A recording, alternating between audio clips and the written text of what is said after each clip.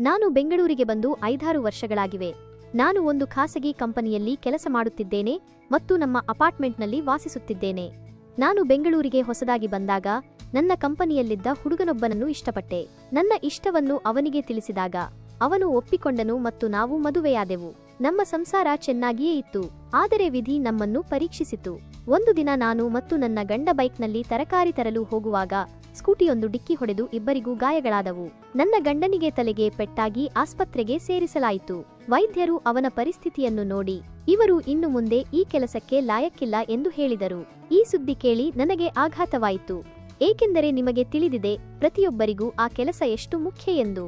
ಅದು ಇಲ್ಲದೆ ಹೇಗೆ ಇರಲು ಸಾಧ್ಯ ಎಂದು ನನಗೆ ತಿಳಿಯಲಿಲ್ಲ. ಆದರೂ ನನ್ನ ಗಂಡ ಜೀವಂತವಾಗಿದ್ದಾನಲ್ಲ ಎಂದು ಸಮಾಧಾನಪಟ್ಟುಕೊಂಡೆ. ಏನು ಮಾಡಬೇಕೆಂದು ತೋಚದೆ ಸುಮ್ಮನಾದೆ. ವೈದ್ಯರು ಹೇಳಿದ ಮಾತು ನನ್ನ ಗಂಡನ ಕಿವಿಗೂ ಬಿತ್ತು. ಅವನು ಮನೆಗೆ ಬಂದು, ನಿನಗೆ ಇನ್ನೂ ವಯಸ್ಸಿದೆ, ಬೇಕಾದರೆ ನೀನು ಇನ್ನೊಬ್ಬನನ್ನು ಮದುವೆಯಾಗಿ ನಿನ್ನ ಜೀವನವನ್ನು ಕಳೆ ಎಂದು ಹೇಳಿದ. ಆದರೆ ನಾನು ಒಪ್ಪಲಿಲ್ಲ. ನಾನು ನನ್ನ ಗಂಡನಿಗೆ ಹೇಳಿದೆ, ನೋಡಿ, ಜೀವನದಲ್ಲಿ ಯಾವಾಗಲೂ ಆ ಕೆಲಸವೇ ಮುಖ್ಯವಲ್ಲ, ಪ್ರೀತಿ ಮತ್ತು ನಂಬಿಕೆ ತುಂಬಾ ಮುಖ್ಯ. ಈ ಮಾತನ್ನು ಕೇಳಿ ನನ್ನ ಗಂಡ ತುಂಬಾ ಖುಷಿಪಟ್ಟ. ದಿನಗಳು ಉರುಳಿದವು.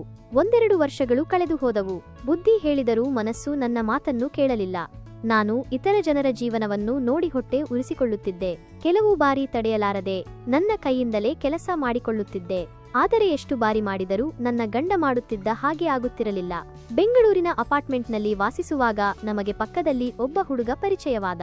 ಅವನು ಕೂಡ ಒಂದು ಹಳ್ಳಿಯಿಂದ ಓದು ಮುಗಿಸಲು ಬೆಂಗಳೂರಿಗೆ ಬಂದಿದ್ದ. ನನ್ನ ಗಂಡ ಆಫೀಸ್ಗೆ ಹೋದಾಗ ಆ ಹುಡುಗ ನಮ್ಮ ಅಪಾರ್ಟ್ಮೆಂಟ್ನಲ್ಲಿ ಬಂದು ನನ್ನೊಂದಿಗೆ ಮಾತನಾಡುತ್ತಿದ್ದ. ಎಷ್ಟೋ ಬಾರಿ ಅವನನ್ನು ಮನೆಗೆ ಕರೆದು ಟೀ ಕೂಡ ಕುಡಿಸಿದೆ.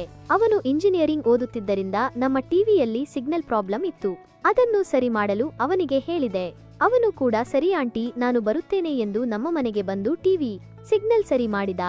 ನಾನು ಇರು, ಈಗಲೇ ಹೋಗಬೇಡ, 1 ಕಪ್ ಟೀ ಮಾಡಿಕೊಂಡು ಬರುತ್ತೇನೆ ಎಂದು ಅವನಿಗೆ ಹೇಳಿದೆ. ಅವನು ಆಂಟಿ ಪರವಾಗಿಲ್ಲ ಬಿಡಿ, ನಾನು ಆಗಲೇ ಟೀ ಕುಡಿದುಕೊಂಡು ಬಂದಿದ್ದೇನೆ ಎಂದ. ಶರಬತ್ತಾದರೂ ಮಾಡಿಕೊಡುತ್ತೇನೆ, ಅದನ್ನಾದರೂ ಕುಡಿಯಿರಿ ಎಂದೆ. ಆ ಹುಡುಗ ಅದನ್ನೂ ಬೇಡ ಎಂದ. ಸರಿ, ಏನು ಕುಡಿತೀಯಾ ಎಂದು ಕೇಳಿದಾಗ ಆ ಹುಡುಗ, ಒಂದಿಷ್ಟು ಎಣ್ಣೆ ಇದ್ದರೆ ತೆಗೆದುಕೊಂಡು ಬನ್ನಿ, ಅದನ್ನೇ ಕುಡಿಯುತ್ತೇನೆ ಎಂದು ತಮಾಷೆಗೆ ಹೇಳಿದ. ನಾನು ನಿಮ್ಮ ಅಣ್ಣ ವೀಕೆಂಡ್ನಲ್ಲಿ ಕುಡಿಯಲು ತಂದು ಫ್ರಿಡ್ಜ್ನಲ್ಲಿ ಇಟ್ಟಿದ್ದಾರೆ, ಬೇಕೆಂದರೆ ತೆಗೆದುಕೊಂಡು ಬರುವೆ ಎಂದೆ. ಅದಕ್ಕೆ ಅವನು, ಆಂಟಿ ನಾನು ಕುಡಿಯುವುದಿಲ್ಲ, ಬೇಕಾದರೆ ನೀವು ನನ್ನ ಜೊತೆಗೆ ಬಂದು ಕುಡಿಯಿರಿ ಎಂದ. ಅದಕ್ಕೆ ನಾನು, ಸರಿ ಆಯ್ತು, ನಾನೊಂದು ಪೆಗ್ ನೀನೊಂದು ಪೆಗ್ ಕುಡಿಯೋಣ ಎಂದೆ. ಅದಕ್ಕೆ ಅವನು, ಸರಿ ಆಂಟಿ ಬನ್ನಿ ಎಂದು ಚಿಪ್ಸ್ ತರಲು ಹೊರಗೆ ಹೋದ. ನಾನು ಅಷ್ಟರಲ್ಲಿ ಫ್ರಿಡ್ಜ್ನಲ್ಲಿರುವ ಎಣ್ಣೆಯನ್ನು ತಂದು ಟೇಬಲ್ ಮೇಲೆ ಇಟ್ಟುಕೊಂಡು ಎಲ್ಲ ಸಿದ್ಧತೆಗಳನ್ನು ಮಾಡಿಕೊಂಡಿದ್ದೆ. ಅವನು ಚಿಪ್ಸ್ ಪ್ಯಾಕೆಟ್ಗಳನ್ನು ತಂದು ಅಲ್ಲಿ ಇಟ್ಟ. ಇಬ್ಬರೂ ಸೇರಿ ಕುಡಿಯಲು ಶುರು ಮಾಡಿದೆವು. ನಿಮಗೆ ಗೊತ್ತಲ್ಲ, ಎಣ್ಣೆಯೊಳಗೆ ಹೋದ ಮೇಲೆ ನಮ್ಮ ಜೀವನದಲ್ಲಿರುವ ಕಷ್ಟಗಳೆಲ್ಲವೂ ನಮ್ಮ ಬಾಯಿಂದ ಹೊರಬರಲು ಶುರುವಾಗುತ್ತವೆ. ಅದೇ ರೀತಿ ನನ್ನ ಜೀವನದಲ್ಲಿ ಆದಂತಹ ನೋವು, ಕಷ್ಟವನ್ನು ಆ ಹುಡುಗನ ಮುಂದೆ ಹೇಳಲು ಶುರು ಮಾಡಿದೆ. ಅವನು ಕೂಡ ಅವನ ಜೀವನದಲ್ಲಿ ನಡೆದ ಕಹಿ ಘಟನೆಗಳನ್ನು ನನ್ನ ಮುಂದೆ ಹೇಳಲು ಶುರು ಮಾಡಿದ. ಪಾಪ ಆ ಹುಡುಗ ಹೇಳುತ್ತಿದ್ದ, ಅವನಿಗೆ ಯಾವುದೋ ಹುಡುಗಿ ಕೈಕೊಟ್ಟು ಬೇರೆಯವರನ್ನು ಮದುವೆಯಾದಳಂತೆ. ಅದಕ್ಕೆ ಅವನು ತಲೆ ಕೆಡಿಸಿಕೊಂಡು 2-3 ತಿಂಗಳು ಡಿಪ್ರೆಷನ್ನಲ್ಲಿ ಇದ್ದನಂತೆ. ಇರಲಿ ಬಿಡಿ, ಯಾರು ಏನು ಮಾಡಕ್ಕಾಗುತ್ತೆ, ಇದು ಎಲ್ಲರ ಜೀವನದಲ್ಲಿ ಸಹಜ ಎಂದುಕೊಂಡು ನಾನು ಸಮಾಧಾನ ಮಾಡಿದೆ. ನನ್ನ ಜೀವನದಲ್ಲಿ ನಡೆದ ಕಹಿ ಘಟನೆಯನ್ನು ಅವನಿಗೆ ಹೇಳಿದೆ. ನನ್ನ ಗಂಡನಿಂದ ಯಾವ ಕೆಲಸವೂ ಆಗುವುದಿಲ್ಲ, ಮೇನ್ ಆ ಕೆಲಸನೇ ಆಗುವುದಿಲ್ಲ ಎಂದು ಹೇಳಿದೆ. ಅದಕ್ಕೆ ಆ ಹುಡುಗ ಶಾಕ್ ಆದ. ಮತ್ತೆ ನೀವು ಅವರ ಜೊತೆ ಹೇಗೆ ಕಾಲ ಕಳೆಯುತ್ತೀರಿ ಎಂದು ಕೇಳಿದ. ಅದಕ್ಕೆ ನಾನು, ನಮ್ಮ ಜೀವನದಲ್ಲಿ ಸಮಯ ಹೇಗೆ ಬರುತ್ತೆ ಅದೇ ರೀತಿ ನಾವು ಸ್ವೀಕರಿಸಬೇಕು ಎಂದೆ. ಅದಕ್ಕೆ ಅವನು ಕೂಡ ತಲೆ ಅಲ್ಲಾಡಿಸಿದ. ನಾನು ಅವನಿಗೆ ಹೇಳಿದೆ, ಇನ್ನೇನು ನಿಮ್ಮ ಅಣ್ಣ ಬರುವ ಹೊತ್ತಾಯಿತು, ಎಣ್ಣೆ ಬಾಟಲ್ಗಳನ್ನು ತೆಗೆದು ದೂರ ಇಡು. ನನ್ನ ರೂಮಲ್ಲಿ ಒಂದು ಕ್ಯಾರಂ ಬೋರ್ಡ್ ಇದೆ, ಅದನ್ನು ತೆಗೆದುಕೊಂಡು ಬಾ, ಇಲ್ಲೇ ಕುಳಿತುಕೊಂಡು ಸ್ವಲ್ಪ ಹೊತ್ತು ಕ್ಯಾರಂ ಆಡೋಣ ಎಂದೆ. ಅದಕ್ಕೆ ಅವನು ನನ್ನ ರೂಮಿನಲ್ಲಿರುವ ಕ್ಯಾರಂ ಬೋರ್ಡ್ ಅನ್ನು ತಂದು ಮುಂದೆ ಇಟ್ಟ. ಆ ಹುಡುಗ ವಯಸ್ಸಿನ ಹುಡುಗನಾಗಿದ್ದರಿಂದ ಒಂದಿಷ್ಟು ಕೆಲಸದ ಬಗ್ಗೆ ಅವನಿಗೆ ಕುತೂಹಲವಿತ್ತು. ನನಗೆ ಆ ಕೆಲಸದ ಬಗ್ಗೆ ಕೇಳಿದ. ನಾನು ಅದಕ್ಕೆ ಹೇಳಿದೆ, ಇದೆಲ್ಲವೂ ಕಾಮನ್, ನಿಮಗೂ ನಿಮ್ಮ ಹುಡುಗಿ ಬಂದಾಗ ಇದರ ಬಗ್ಗೆ ಎಲ್ಲ ಗೊತ್ತಾಗುತ್ತೆ ಎಂದೆ. ಅದಕ್ಕೆ ಅವನು ನಗುತ್ತಾ ನಾಚುತ್ತಾ, ಅಯ್ಯೋ ಇರಲಿ ಬಿಡಿ ಅಕ್ಕ, ನೋಡೋಣ ಅವಾಗ ಎಂದ. ಇದನ್ನೆಲ್ಲ ಕೇಳುತ್ತಿದ್ದಾಗ ನನ್ನ ತಲೆಯಲ್ಲಿ ಒಂದು ಆಲೋಚನೆ ಹೊಳೆಯಿತು. ಆ ಕೆಲಸವನ್ನು ಈ ಹುಡುಗನಿಂದ ಯಾಕೆ ಸಾಧ್ಯವಿಲ್ಲ, ಯಾಕೆ ಇವನು ಆ ಕೆಲಸವನ್ನು ಮಾಡಬಾರದು ಎಂದು ಪ್ರಶ್ನೆ ಹೊಳೆಯಿತು. ಎಲ್ಲೋ ಒಂದು ಕಡೆ ಮನಸ್ಸು ಆ ಕೆಲಸವನ್ನು ಇವನಿಂದಲೇ ಮಾಡಿಸೋಣ ಎನಿಸಲು ಶುರು ಮಾಡಿತು. ಇಷ್ಟು ದಿನ ಸಿಗ್ನಲ್ ಇಲ್ಲದೆ ಇರುವ ಟಿವಿ ಹಾಗೆ ನನ್ನ ಜೀವನವಾಗಿತ್ತು. ಈ ಹುಡುಗನೇ ಸಿಗ್ನಲ್ ಬರಿಸಲು ಸಾಧ್ಯ ಎಂದು ಅವನನ್ನು ಡೈರೆಕ್ಟ್ ಆಗಿ ನಾನು ಕೇಳಿದೆ.